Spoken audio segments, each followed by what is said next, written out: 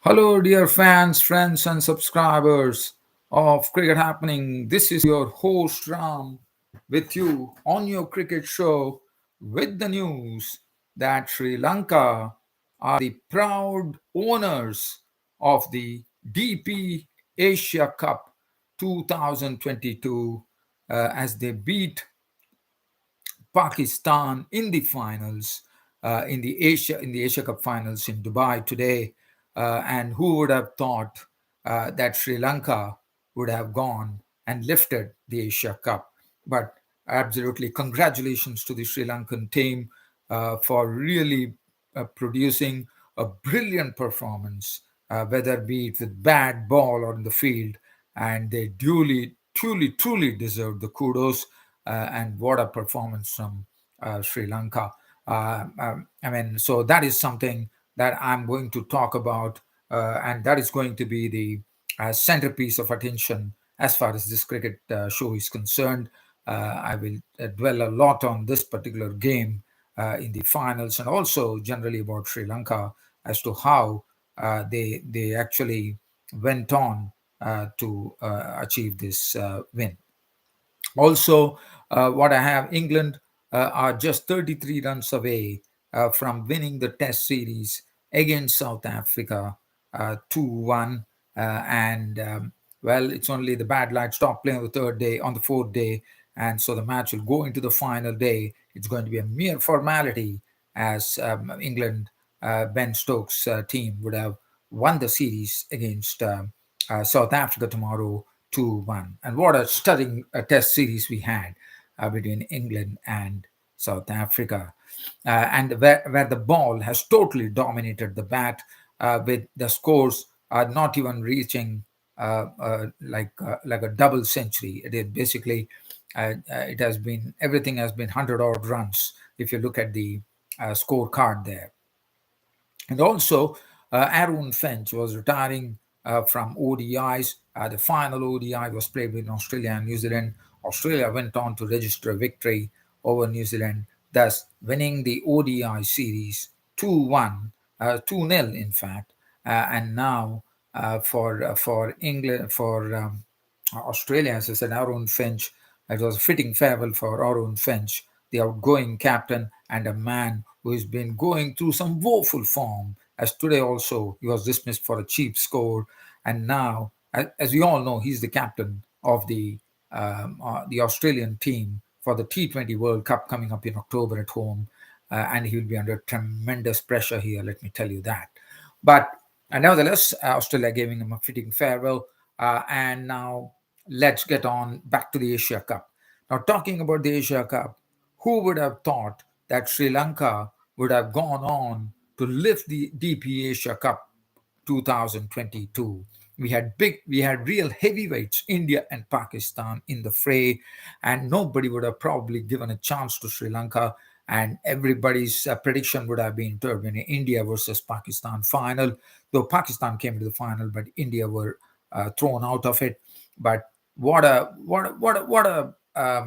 resurgence for Sri Lanka, I would call, because first, in the very first game against Afghanistan, they were totally mauled by Afghanistan. After that, there was no looking back.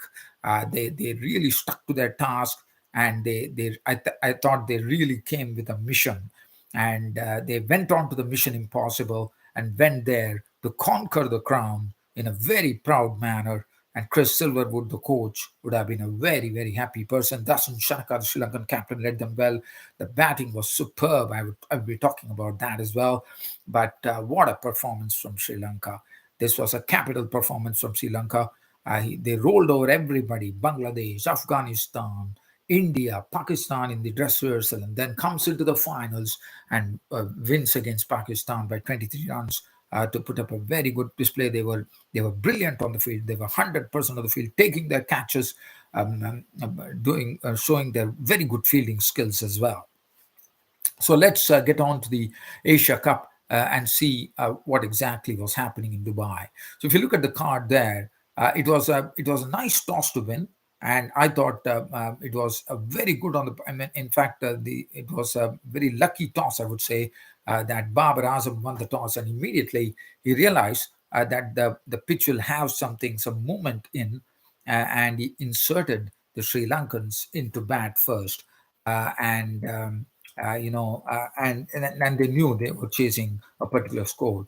For Sri Lanka, the start was really, really woeful, as five of their batsmen were sitting in the pavilion with the score reading 58 for 5. It was first the pace of Naseem Shah getting the best batsman of this Sri Lankan innings at the top of the order, as Chris Silverwood, the coach, pointed out. Kushal Mendes, Timber was uprooted by Naseem Shah. He was gone for a blob. After that, we had Dhananjay De Silva looking pretty serene in his stroke making 28 of 21 with four boundaries before Iftikhar Ahmed had him caught in bowl. But before that, Pathum Nissanka, trying to go over the top of the bowling, Harris Shroff was bowling superbly, one thought. And his sixth over was an absolute gem where he kept on beating the bat. And it is only a matter of when and if he will get a wicket. So Pathum Nissanka was gone for 8 of 11 deliveries with one boundary. Danushka Gunatilaka was clean bowled by Harry Shroff, beaten for pace there. He was clean bowled by Harry Shroff for one. And as I said, that is pace for you at 151 kph. Banuka, and then it was, as I said, Kushal Mendes, Dhananjay Silva, Danushka, all the five people, four people, and also the captain Dasun Shanaka was consumed by Sharab Khan. That's not a good shot from the Sri Lankan captain. He was gone as well, as he lost his stumps to Sharab Khan for two. And now the Sri Lankans were in an absolute mire, one could call it, 58 for 5 in the ninth over. And the only recognized batsman standing there was Bhanukar Rajapaksa, who is a very good hitter of the ball. And then he was joined in by the all-rounder Wanindu Hasaranga De Silva.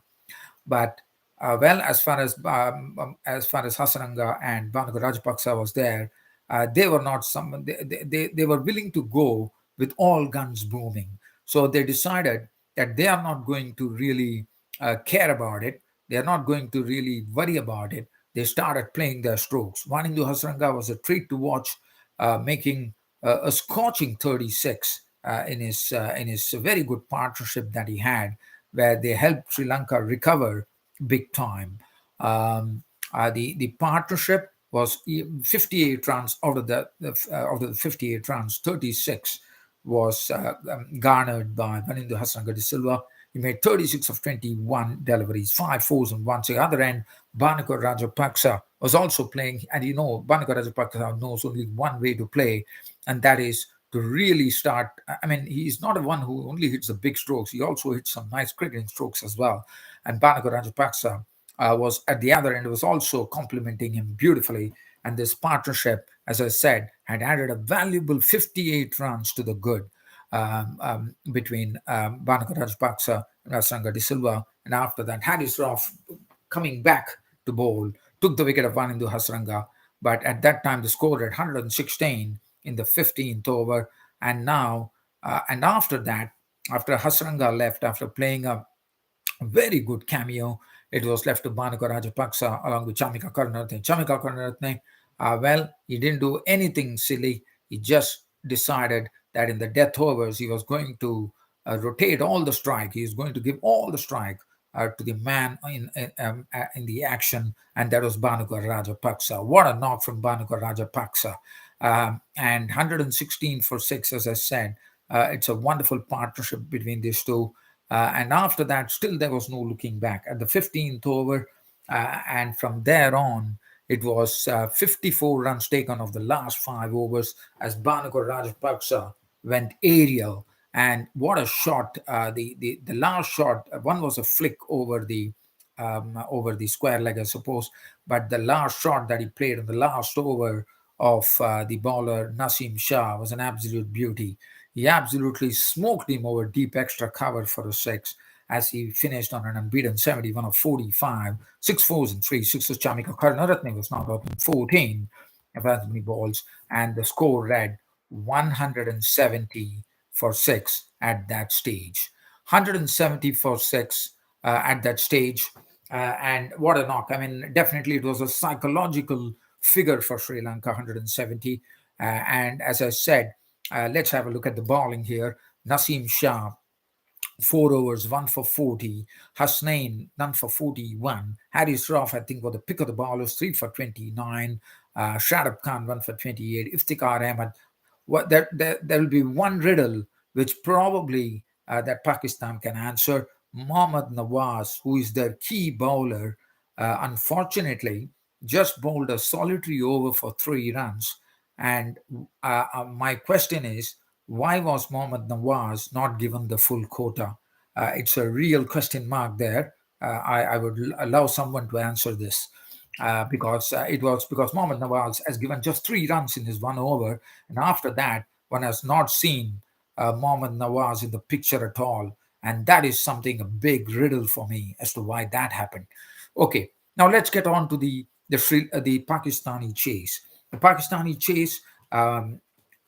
Well, that began in bizarre fashion, one could call, with the bowler. The bowler, it was Madhushanka, I suppose, yes, Dilshan Madhushanka, the left armer, spraying the ball in such a fashion that without the batsman scoring runs, there were a lot of extras. 9 extras were scored. The score was 9 for none without the openers Mohammad Rizwan and Babar Azam not getting a single run of their bat, and that was because of the very poor bowling, which added to the extras from Wilson Madhushanka.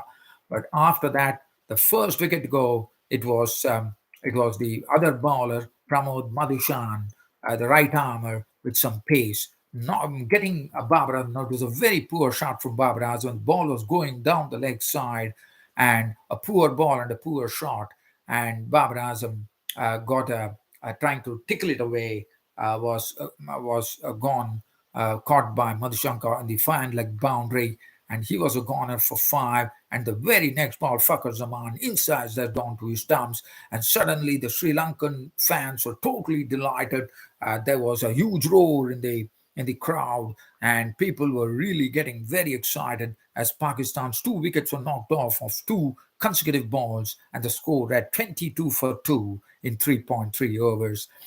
There was, as you know, the one thing that I've liked about Pakistan is that this time the way they have done it is that they have looked at the situation and promoted certain batsmen. But today, that particular ploy of promoting Iftikhar Ahmed in the mix ahead of all the other players did not really work out. But Iftikhar Ahmed, well, he definitely played his part. He contributed 32 of 31, 2 fours and 1 6 in that. And then Mohammad Nawaz, after was out for 6 of the bowling of Chamika Karunaratne, but then Hasranga De Silva, after doing a great job with the bat initially, came there and started weaving his magic with the ball. Kusdil Shah was a goner. As Kusdil Shah went for a airy fairy stroke, the pressure was right on and I think this was the middle phase of the innings, where the Pakistanis were really sort of throttled by the Sri Lankan bowlers, and the runs were kept to a minimum. But there was one man who was standing there, and as you know, he's a big danger to any opposition. It was Mohammad Rizwan who was there at the crease nurturing the innings. But the sad thing was that barring Iftikhar Ahmed, who contributed 32, there was no support from Mohammad Rizwan, and the pressure started building by leaps and bounds.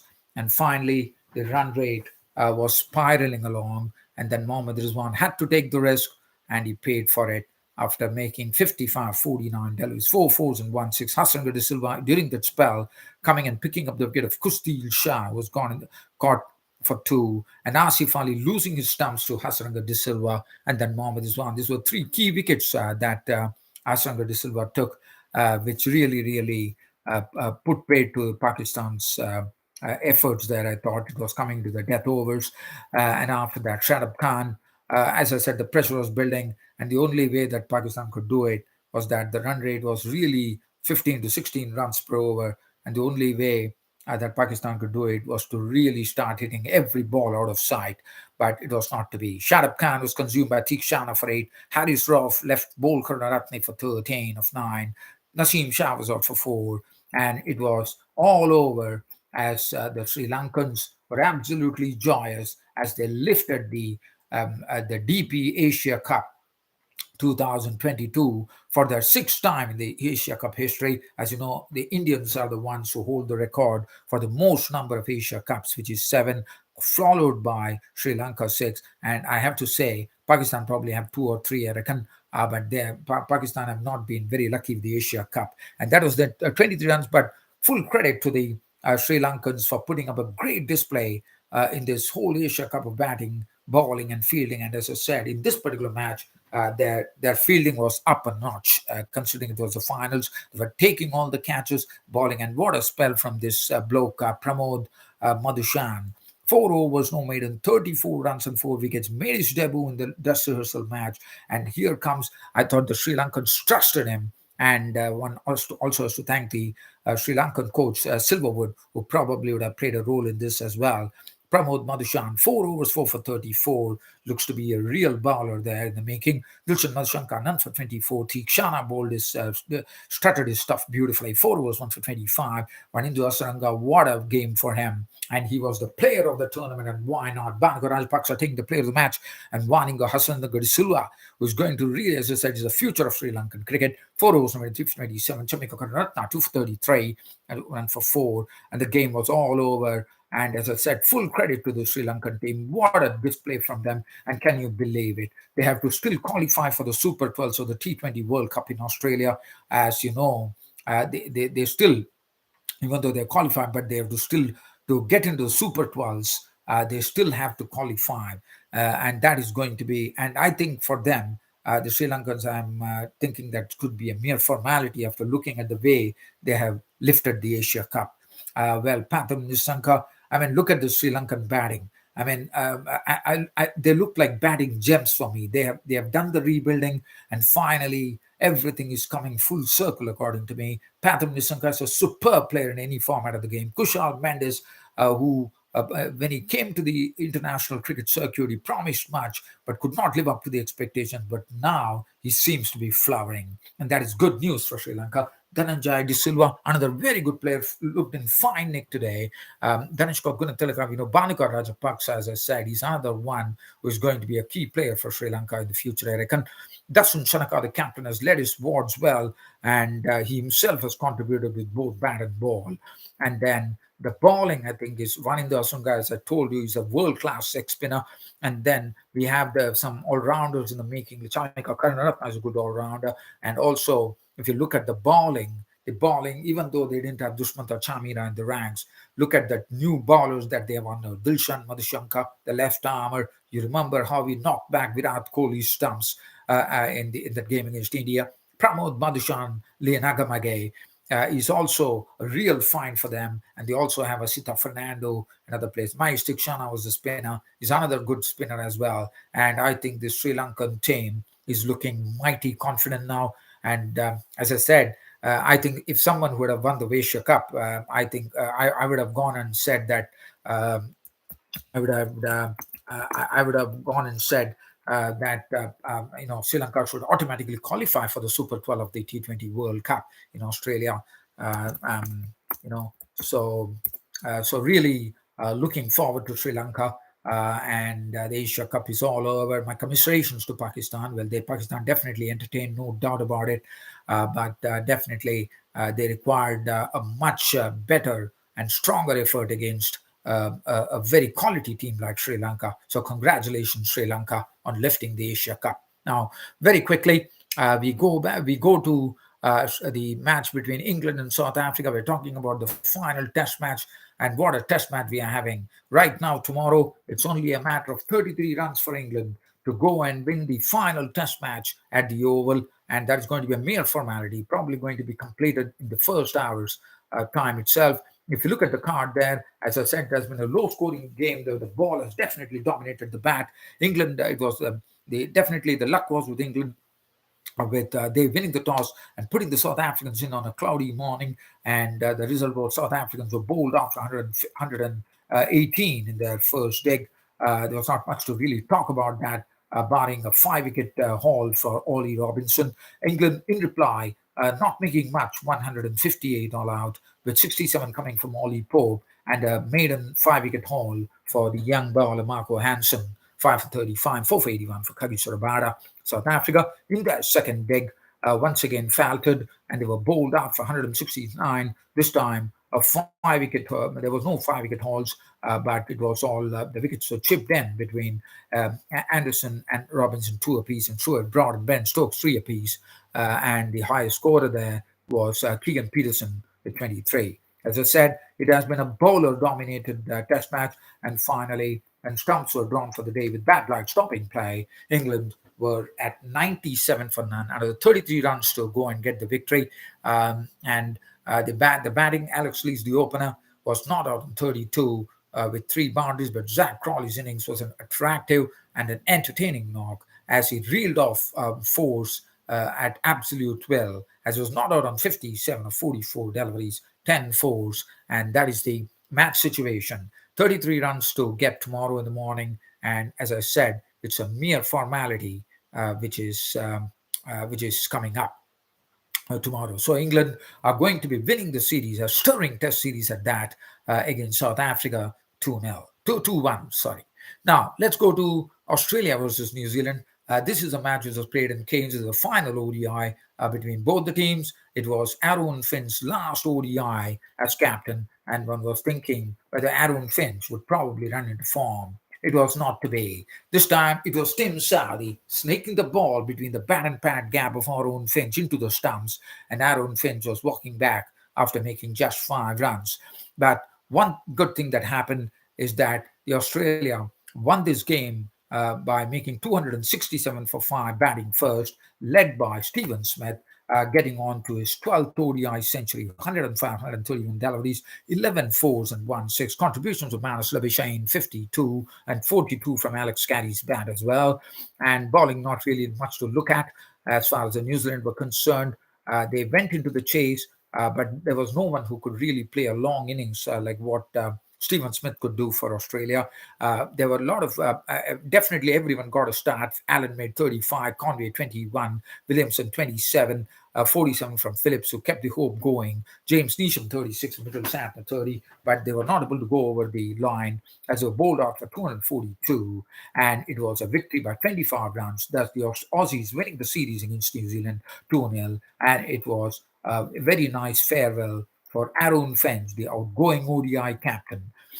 3 for 60 for Mitchell Starc, 2 wickets to Cameron Green, Sean Abbott. Sean Abbott, initially he had some metronomic bowling figures, but later on, and Stephen Smith for his display in this series was named player of the match and the player of the series, and that was it. Magnificent. That was. But Aaron Finch, I think, has been really going through the horrors. He's the T20 captain for Australia in the World Cup.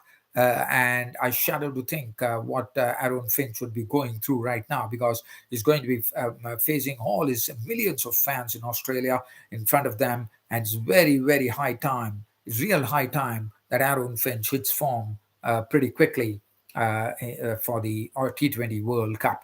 And I'm sure Aaron Finch is going back to the drawing board and is going to see where exactly he's going wrong, and he's going to get there. We know he's a quality player, but right now, as you know, Virat Kohli of India went through the horror form, and finally he broke the shackles by taking some mental relaxation and then finally coming in slowly but surely, getting on to a big one, which is 122 against Afghanistan, which happens to be the highest score by an Indian batsman in T20 cricket. Can you believe it?